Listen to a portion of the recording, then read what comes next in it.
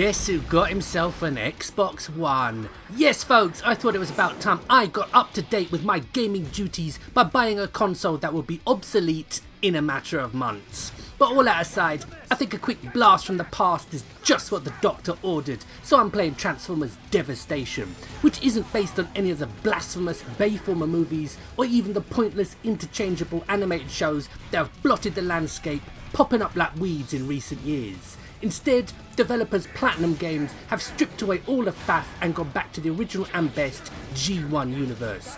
Take control of series staples that the franchise has been built upon, like Optimus Prime, Bumblebee and Grimlock, in what is, for my money, one of the best beat-em-ups we've seen in a very, very long time. But us old school Transformer fans have had to bide our time for a video game of this caliber, so today in my video game showcase series I will be traversing the space bridge to go back and look at all the games based on everyone's favourite robots in disguise. Oh, Sid chip in full effect. Actually, that's not a bad rendition. Okay, back in the early 1980s, Transformers were as big a pop culture phenomenon as Michael Jackson and aerobics, with pestered parents the world over causing stampedes and shit, trying to get their spoiled offsprings Optimus Prime, Soundwave and Jazz. And it didn't take long before another 80s institution, Videogames, came calling. This is Transformers the game. Allegedly. I may not know what the fuck I'm doing, but one thing I do know is that this isn't the game I saw the angry video game nerd play, so I guess this version is a European exclusive, and as good a reason for Brexit as I've heard so far. Transformers may have been a juggernaut franchise in the 1980s, but it just about managed to limp into the 1990s. So Hasbro, determined to keep the cash rolling in, relaunched the brand in the furry shape of Beast Wars. Gone are the sports cars and cassette recorders, now they all transform into monkeys and shit. On paper, this should have been fantastic. Robots that change into ugly monsters that you can scare your little sister with. Brilliant! What more could a growing boy ask for? Unfortunately, the CGI show was crap, and this video game is one of the worst I've ever played. Now excuse me while I take this down to the bottom of the garden and put it out of its goddamn misery.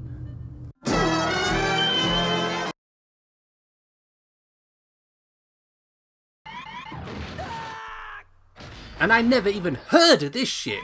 Transmetals? What the fuck is this? And it's on the N64. Oh, 2 strikes right there. And now, the emulator won't even recognise my controller. Strike 3 Transmetals. Now take your blocky ass back to obscurity where you belong.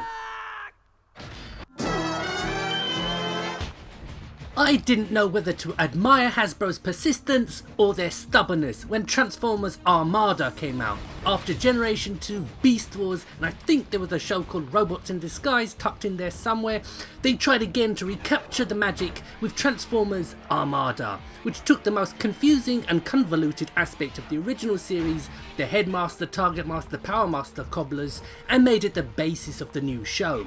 See, there's small robots called Minicons, and the Transformers can use them as batteries to give them more power. A big war is fought, and some Minicons arrive on Earth, but they're followed. And it's as stupid as it sounds. The game, however, is pretty good, but what I really wanted to do was play as original Optimus Prime on the PS2.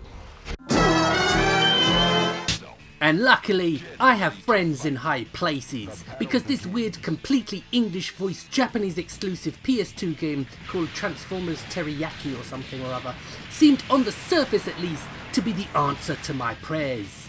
But it didn't take me long to realise that there was more than meets the eye with this game, and while it's playable, somewhat, it's a real missed opportunity. But perhaps Hollywood would succeed where the Japanese failed. Looks like we can't get rid of that wall unless we take care of The fact that I am a Michael Bay apologist should be enough to tell you that I greatly enjoyed the big screen outings of Cybertron's favourite sons. Yes, they're all as daft as brush bots and the character designs look like all the Transformers have been turned inside out, but these were films based upon a line of toys that were originally taken from a load of unrelated robot figures, from Diaclones to anime like Macross, so people shouldn't have had such high expectations really. But if you can switch your brain off for a few hours, these are modern classics in the popcorn movie genre, and the games are in a similar mould.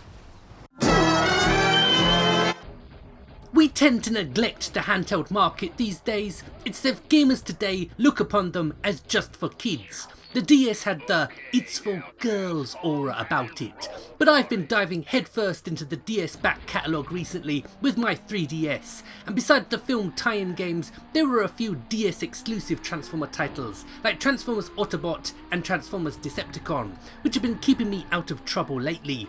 Nothing extra special, but definitely worth checking out if your Nintendo handheld has been gathering dust in recent times.